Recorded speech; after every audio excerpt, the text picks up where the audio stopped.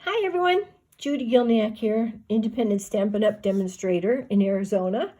And I did not have a chance to do my live class this month, so I wanted to share a card that we were going to make with the Sale-A-Bration products. And so I want to share that with you today. This was the card we were going to be making in my class. It's Petal Pink with the flowering foils. And I just had to show you, this is from the second release of Sale-A-Bration. And they have these most gorgeous foils in here that are free with a $50 purchase. And it's kind of hard to visualize that in a small segment like that. But check this out. Is this like drop dead gorgeous? So what I did was I cut out the flowers that are kind of like a cluster of two. Or you could do the single ones too and group them together. But today I want to show you how I did this. So I cut out these guys. And there they are. So now I want to show you, this was the card that we were going to make in my class this month. So I'm going to make it with you instead. How's that? Our card base is going to be Petal Pink, and it is 4 1/4 by 11, scored at 5.5. And then we are going to be using one of the foils that's kind of this checkerboard, and it's a rose gold. It's absolutely stunning. So that's how we're going to build our card. And so that's going on there like that. So let me show you how we're going to sponge this. I wanted to add some color to this. And also, I just discovered these Stitch So Sweetly dies, and it's scalloped rectangle, and it's got stitching on there. It's just beautiful. So here was my thought. So let's do this, okay? First, I'm going to pull in my silicone mat so I don't mess up my pretty work surface. So I'm going to bring this in, and then we're going to sponge those flowers. Let's see if I can get this up a little higher. We're going to sponge those flowers in Petal Pink, and I like to designate one of my sponge daubers. These come in a package of 5. I like to designate one for my colors. So we're going to be using Petal Pink.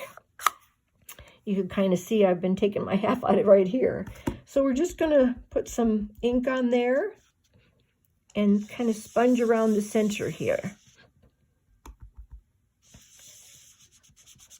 You can always add more, so just a little bit at a time. Just to kind of give it some color on there and look very, very soft. Now load it up again. Just kind of going in a circular motion. If I want more, I can bring it in. Just be gentle. Let's add a little bit here. Kind of like with our little marks that they already gave us for some shading lines. And then let's do the leaves in Pear Pizzazz. I think that's will go pretty with the Petal Pink. These are our new ink pads too, so they open like a compact. Sorry, they open like a compact. Slide back on themselves. So again, I've designated another one of my daubers to Pear Pizzazz. And we're just going to give a little bit of life to the leaves. Not very much. Little life to the party. Oh, let's add some over here too. Okay, isn't that pretty? Just ever so little bit of color, but it just kind of pops it to life. And on the rose gold, it's stunning. Okay, so I think we're just about ready to put it together now. So we're going to take our Stitched So Sweetly rectangle. These are so pretty. And we're just going to kind of put that on there. And I'm just going to stick this down with some snail adhesive. So let's just add a little bit in these places. It won't all get stuck down because we're going to let a little bit hang over. But it just needs a little bit. You could pop this up too, but I wanted to pop the whole unit up once I get it on here. So let's do a little grouping like that. Isn't that pretty? It just fits perfectly on there. All good. Now let's put our card together. And this piece is 4 by 5 1/4, and it's the rose gold kind of checkered sheet. So I prefer to use glue for adhering these, mostly because I got a little wiggle room when I put it on there. I don't want to get glue on my pretty grid paper. So we're just going to stick this down on here. A little bit of glue. You don't want too much glue because then it will kind of warp the paper here. Now let's put some dimensionals on here. So I'm going to use our regular size dimensionals. I'm just going to put a couple. This is a perfect place for one right here because then you'll have that little delicate part that's on the edge there. Lots of dimensionals. These are cheap. I love using lots of them. One in the middle just for good measure. We can take our Take Your Pick tool and pop these off of here too. So I like the pokey end of this, and it just kind of pokes them off.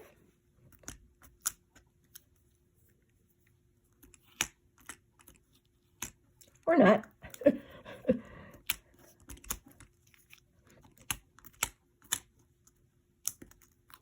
Okay, so now that we have those off of there, let's put that on the front of our card. So there's the front of our card. We're just going to, oh, wait, before we do that, I almost forgot, I was so excited. We're going to drape some of this gorgeous Petal pink organdy ribbon. And I'm just going to make the one end pretty before we do that. So I kind of want to drape it like a Z on the front of here. This is another way if you don't want to make a bow too. You just drape this on there. It's just gorgeousness and it doesn't take a lot. So I'm going to take my tape runner and just add a little skosh to get us started here. So we're going to start up here. Okay, I guess I didn't get enough. Try that again. We're going to start up here.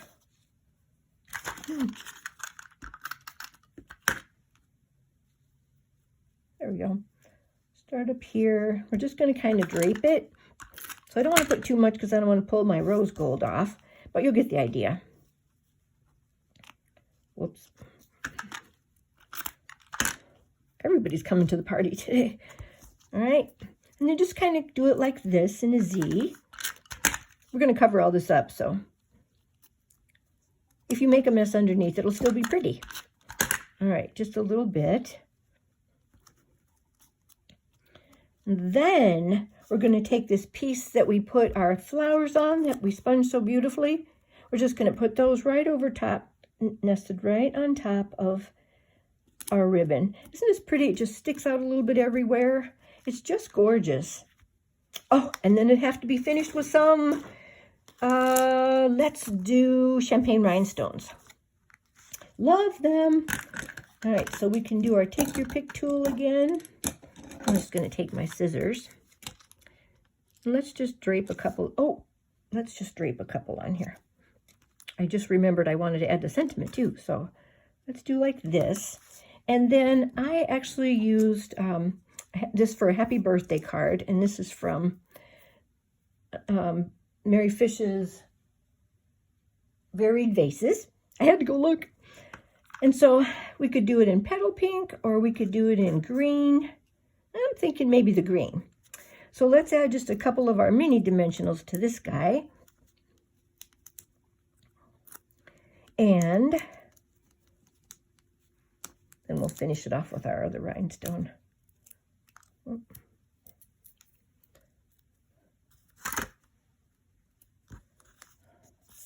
Okay, take those guys off.